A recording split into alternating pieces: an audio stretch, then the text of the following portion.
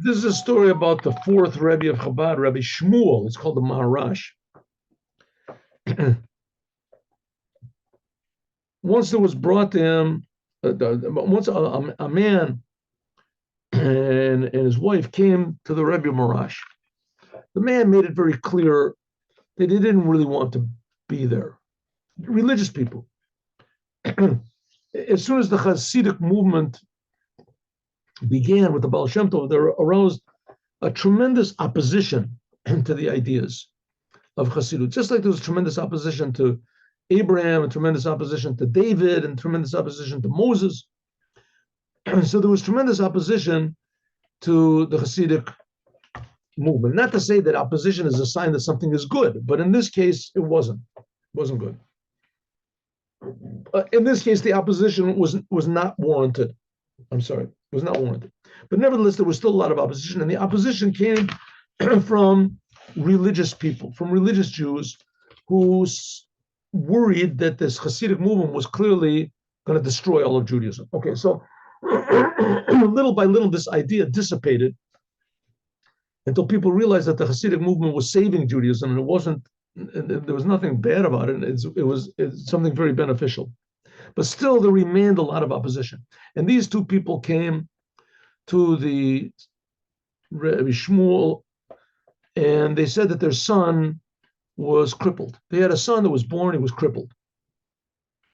He couldn't walk. And they didn't know what to do. They didn't know what to do with him. It was very difficult to find him a job, if at all. And, what they do with the boy? And they didn't want to come, but the wife forced the husband to come. She heard that the Rebbe can do miracles. So the Rebbe said, well, find him a shidduch. Give him a shidduch. Said, a shidduch, who's gonna marry my? So the Rebbe said, well, I think you have in your house someone that might be willing to marry. It's in our house, what are you talking about? And so the wife remembered that they had a girl, an orphan girl, a Jewish orphan girl. And she worked in the house. They took her in, and she worked in the house, and she was of marriageable age.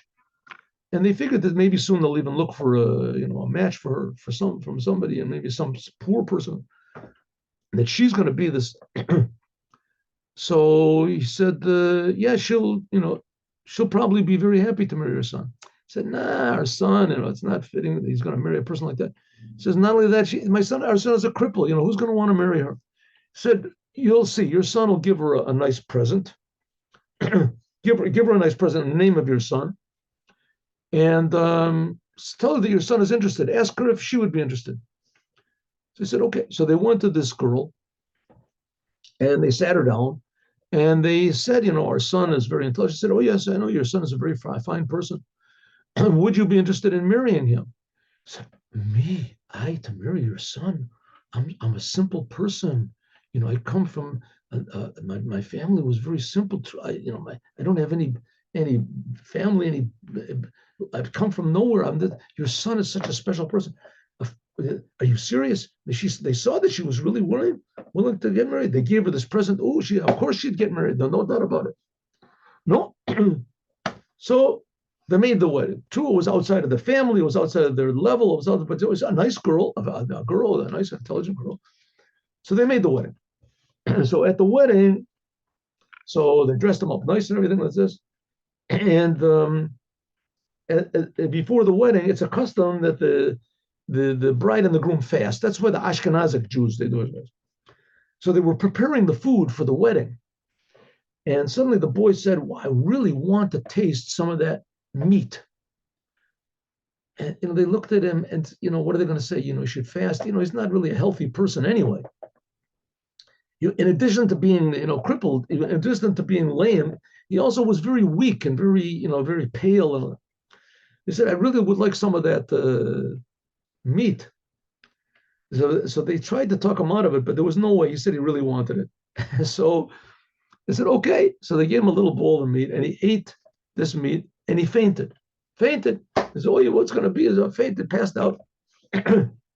And they tried not to tell anybody about it. They took him into a side room, and they laid him down, and he was there. He was fainted. He was out for 5 minutes, 10 minutes, whatever, 15 minutes. He woke up, and he said, "My legs really hurt. They feel weird. His legs." Before that, he didn't have any feeling in his legs. So what do you mean? So, I don't know. And all of a sudden, they started moving. His legs started moving, and they just couldn't believe what was going on. And his friends stood him up, and he was actually able to move his foot. And his friends supported him, took him to the to the chuppah, to the marriage canopy, and the whole ceremony went. His friends had to hold him up, but coming back, he was able actually to take a couple of steps on his own, and from that, he was totally healed. So for somehow or other, from the food, from the wedding food, that's what made him healthy. And somehow or other, the Rebbe Maharash knew that this was going to happen, and that's why he said you should make a shidduch with the boy. So the same thing is, if you think good and think positively, as you can see, miraculous results, but sometimes it means you have to ignore the present and sink yourself into a positive future. And that's what the Rebbe is for, that we should see a real positive future with Mashiach. Now, have a good day, everyone. God bless you all, and hope to see people tomorrow at the class, 8:15 in the morning. Shalom uvracha.